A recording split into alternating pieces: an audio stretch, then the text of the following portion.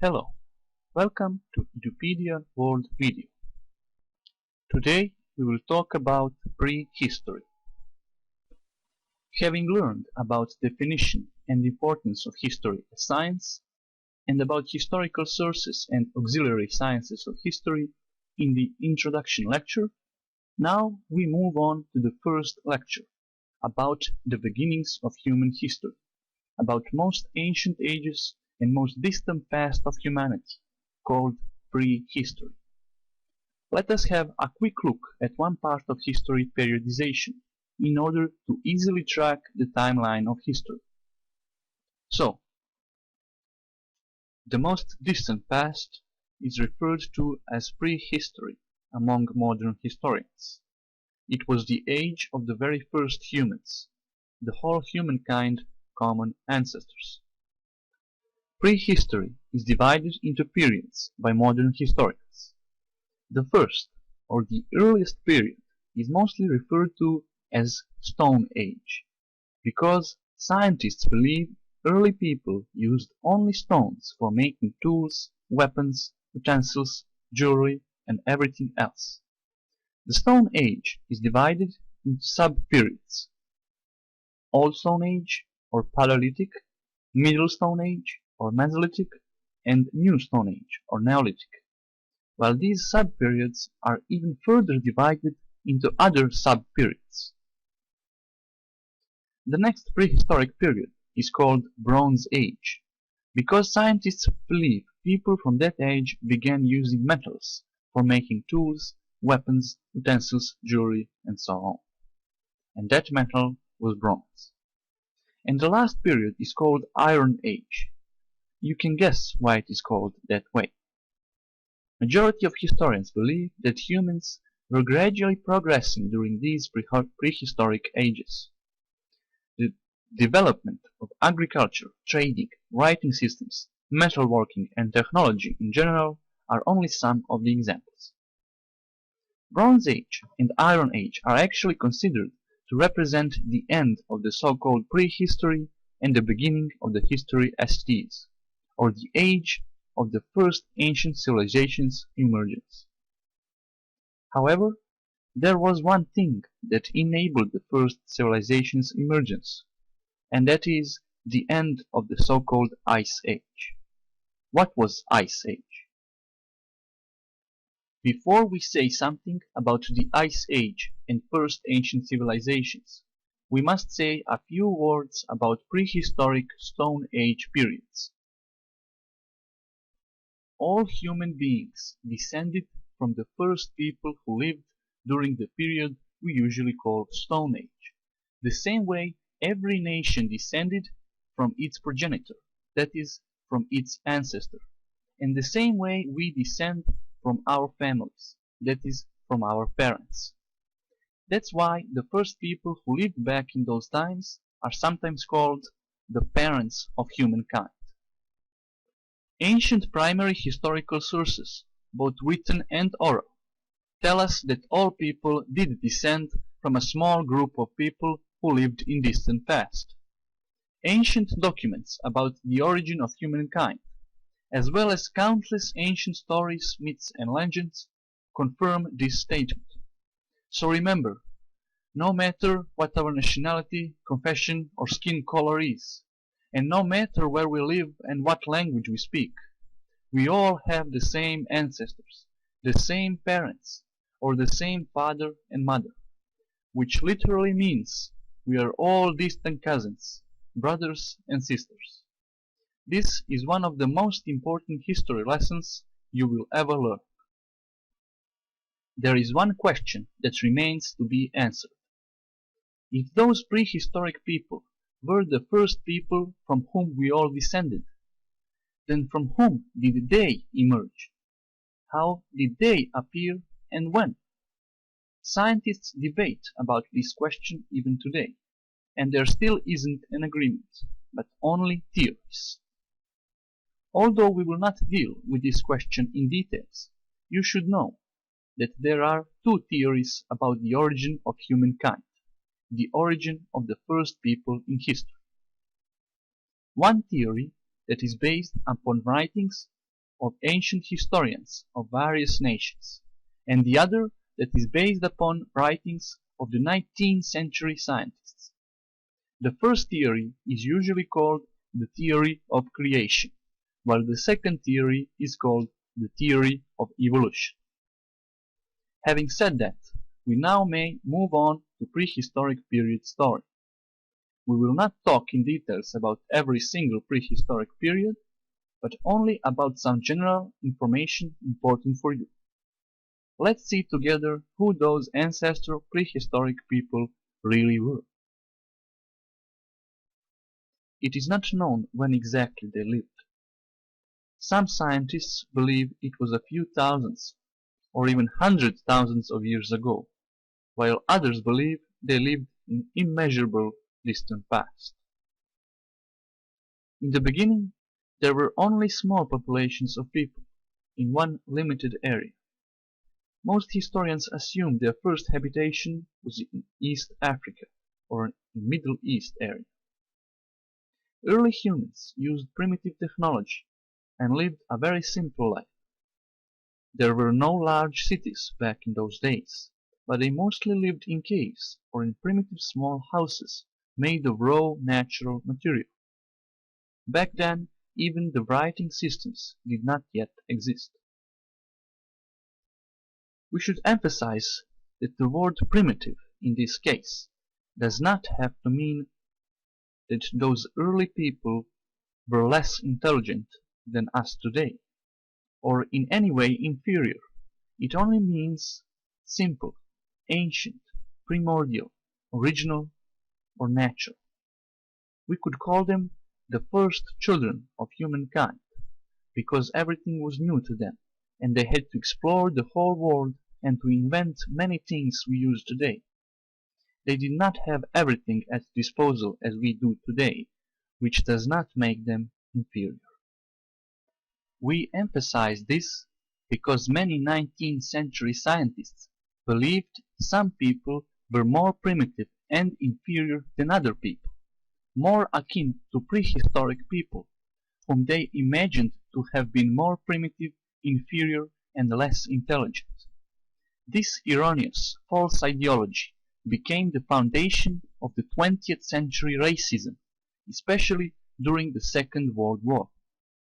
However, we know that their theory is simply not true, and that neither the so-called prehistoric people nor any people today are more primitive and inferior than other people.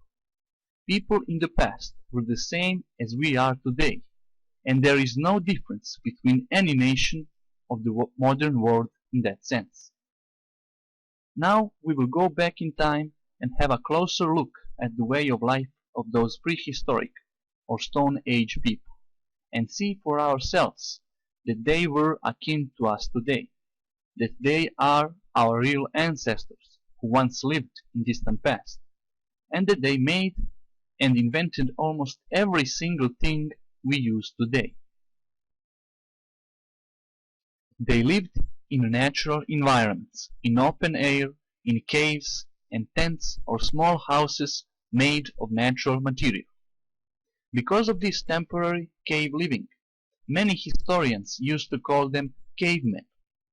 This expression is used today exclusively as referring to someone who is not too clever. But that meaning originates from the 19th century misapprehension of prehistoric people. Yes, they did not have enormous houses and buildings as we do today, but not because they were unable and unintelligent to do that, but because in the beginning they had other things to worry about, like surviving amid dangerous animals and harsh weather conditions, about which we will say something a bit later. Eventually, prehistoric people did start building larger objects and fortified settlements. In the beginning, there were no large settlements and cities. The reason for that is obvious. In that time, only a few people existed, and even more, their first goal was to survive. When the bad times passed by, and after they multiplied in great numbers, prehistoric people began building larger settlements. For their tools, utensils, jewelry, and pretty much everything else, they mostly used stone. That is why scientists named this period Stone Age, though they did use every other available natural material. This low technology of theirs, again, does not mean they were less able than people in later periods of history. It only means the life conditions during those times were such as not to allow the usage of higher technology. For now, let's remember they were only trying to survive in the prehistoric world of dangerous beasts and worst climate and natural disasters we could imagine. For food, they ate both vegetable and animal food, as we do today. They could find plant food anywhere around them, while meat was obtained from killed or already dead animals. Some scientists believe they ate only raw meat in the beginning, but medical researchers tell us that would not be possible, as they would quickly die of infectious and other diseases, because human body anatomy is not carnivore. Only pure carnivore animals are able to eat raw meat. They used fire for baking meat. We can assume they did not know about fire in the beginning, because they could not see it the moment they appeared. They were first humans after all. Children too do not know what fire is before parents explain to them or before they touch it themselves. Prehistoric people probably discovered fire very soon and realized what it can be used for.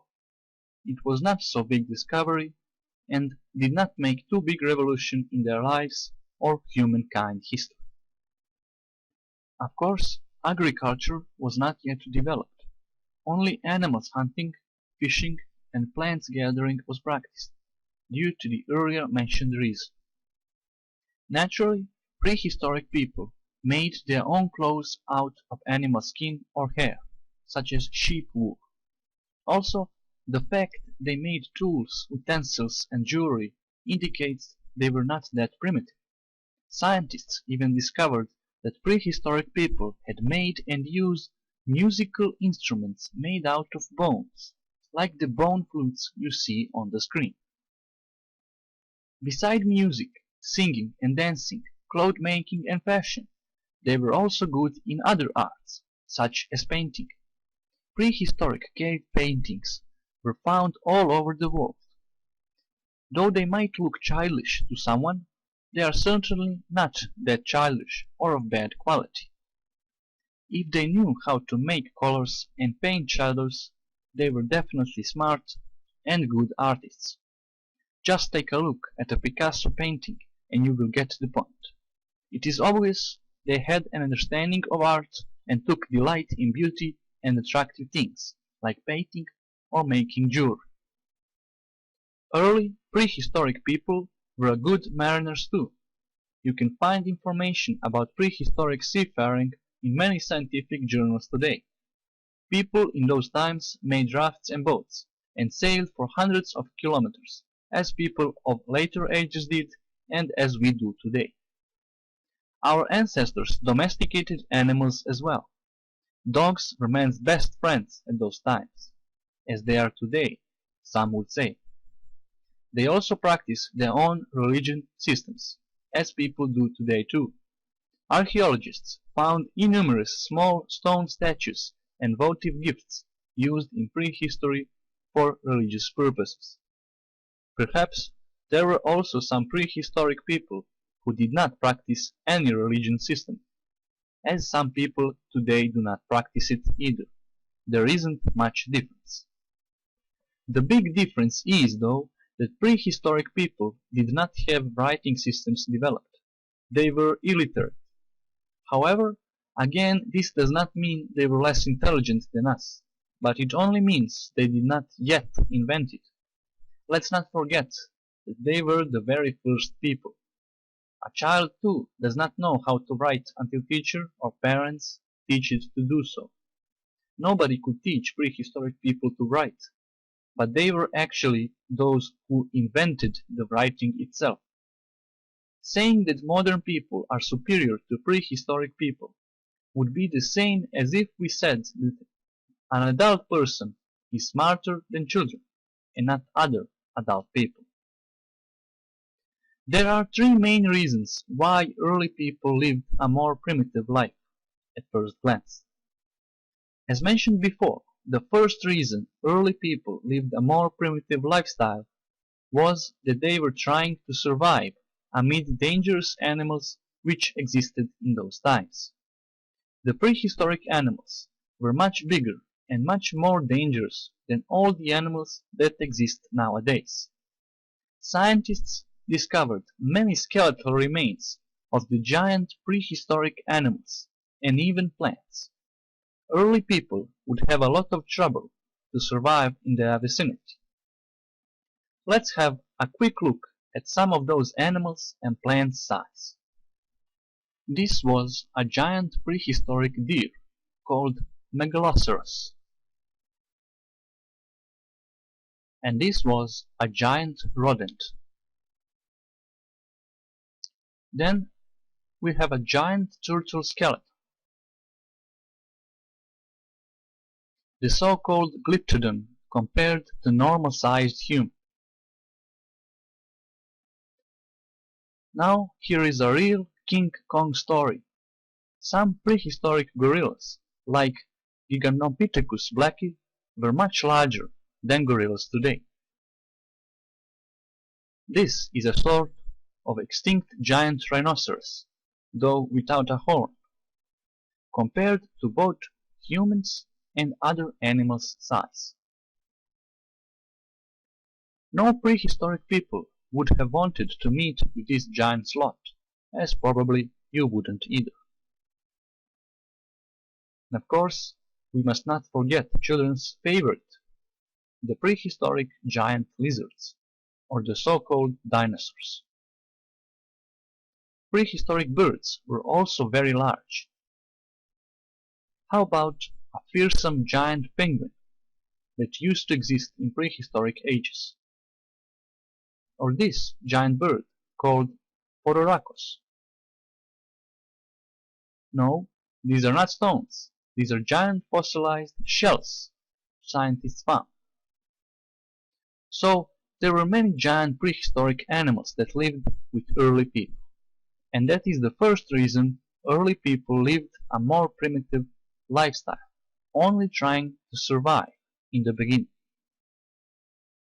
The second reason early people lived a more primitive lifestyle was that they were the very first people who had to explore, invent, and find out almost everything that we know and use today. They were the firstborns of humankind, its first explorers, inventors, and scientists. And finally, the third reason those prehistoric people lived a more primitive lifestyle was the global climate change. That is, the unbearable weather conditions. That was the so-called Ice Age. So again, what was the Ice Age? Thank you for watching Edupedia World Video.